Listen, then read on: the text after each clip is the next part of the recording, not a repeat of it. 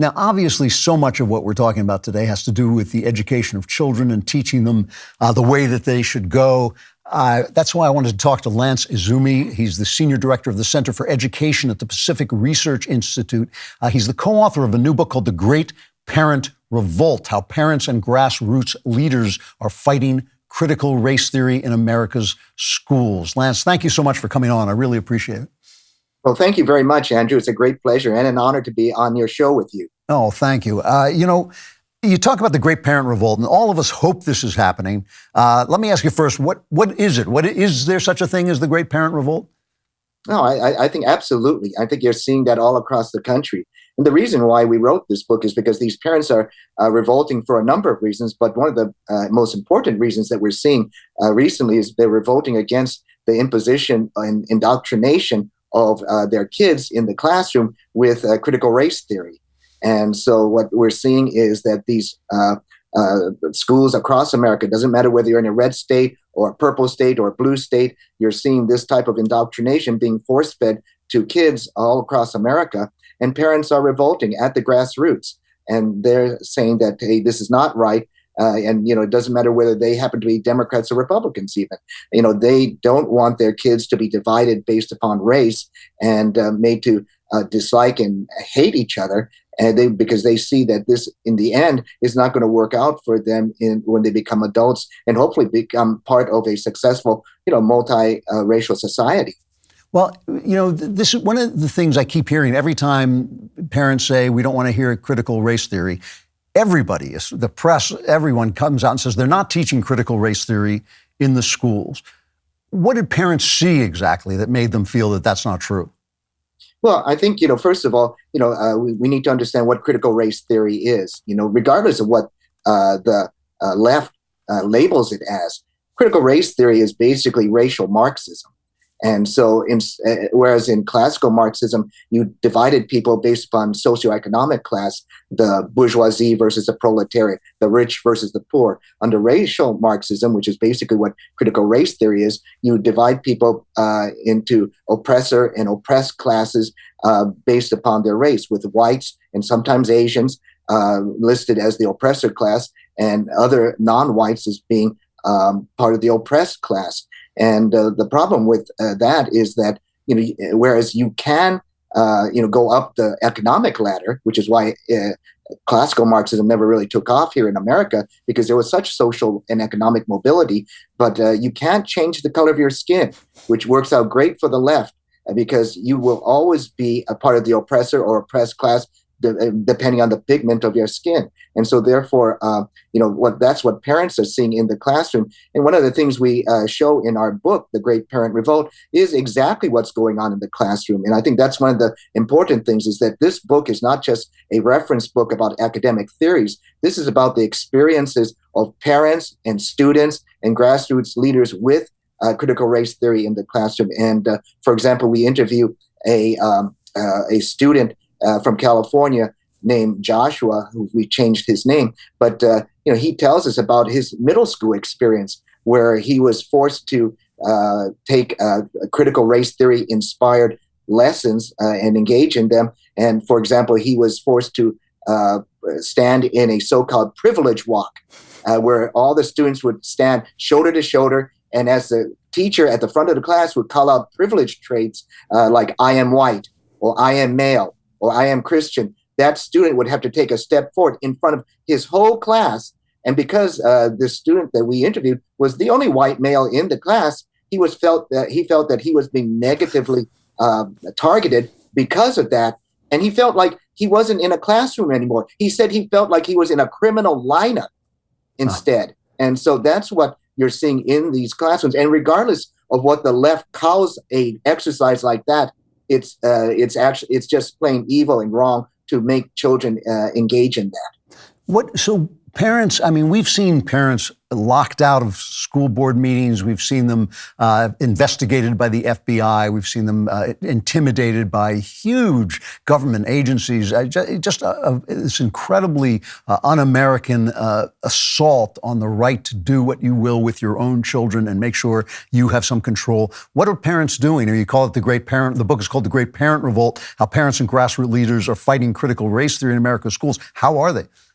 Well, they're engaging in all kinds of different activities. I think that what's important for folks to understand is that the people we profile in our book are basically ordinary American parents who are actually doing extraordinary things because of what their kids are facing in the classroom. For example, we profile a Rhode Island mom who wanted to know about the critical race theory curriculum in her daughter's classroom, and she was being stonewalled by the district.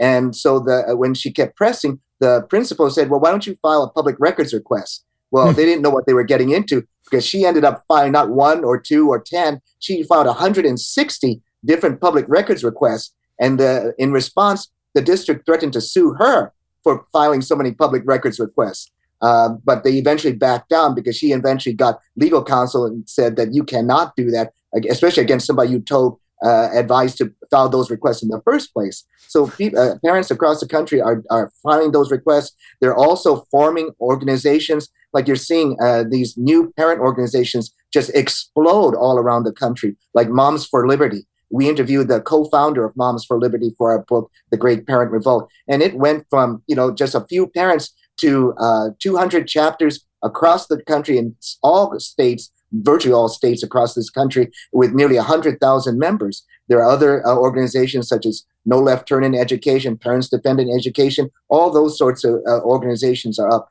Also, too, you're seeing parents are running for school board, and they're actually winning. And that's really an amazing thing. We profile some parent school board members who have won their elections. We profile a fellow who started a political action committee simply to help parents run for school boards to fight critical race theory. And they have flipped school boards that have been pro-teacher union majorities to pro-parent majorities all across this country. And finally, the last thing that parents are doing is they're suing.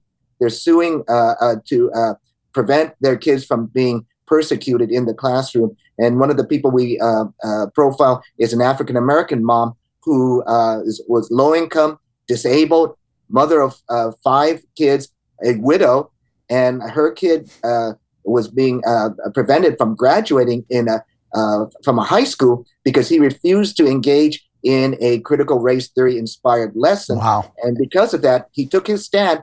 They withheld his high school diploma from him.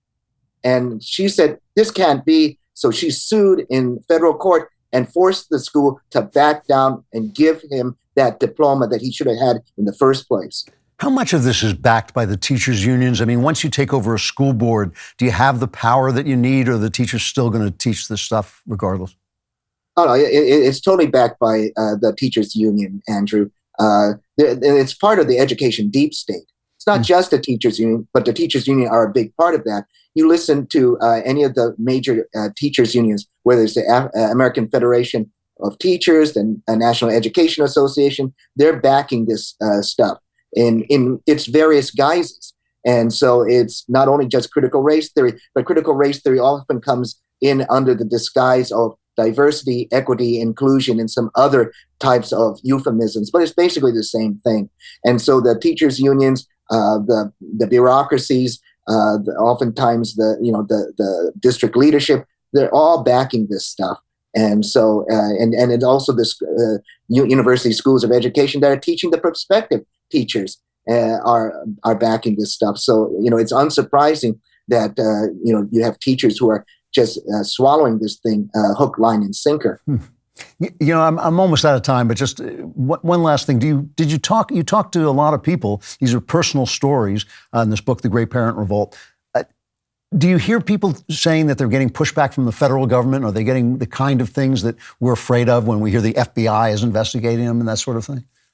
Well, they told us about that. I mean, not specifically the FBI, but these people are getting pushback from various places. You just have to take. I'll go back to your question about the teachers union. When Nicole Salas, the Rhode Island mom I mentioned, who filed all those public records requests, did that, and the school board backed down from filing a lawsuit against her, the teachers union then took up that war and filed a lawsuit against her.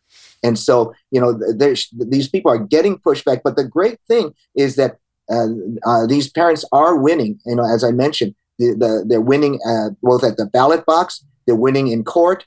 And I think that you're going to see that this movement of parents is not just going to be a flash in the pan, that you're going to see these parents, really continue to drive the engine of education reform. And I think, one of the things we mentioned in the book is that a lot of these parents are actually immigrant parents from communist China and other places where they felt the sting of real oppression, and they don't want to see it happen in America. Yeah, that's amazing. The book is The Great Parent Revolt, How Parents and Grassroots Leaders Are Fighting Critical Race Theory in America's Schools. Lance Izumi is one of the authors, but you can get it anywhere books are sold. Thank you so much, Lance, for coming on. It was really interesting. I appreciate it.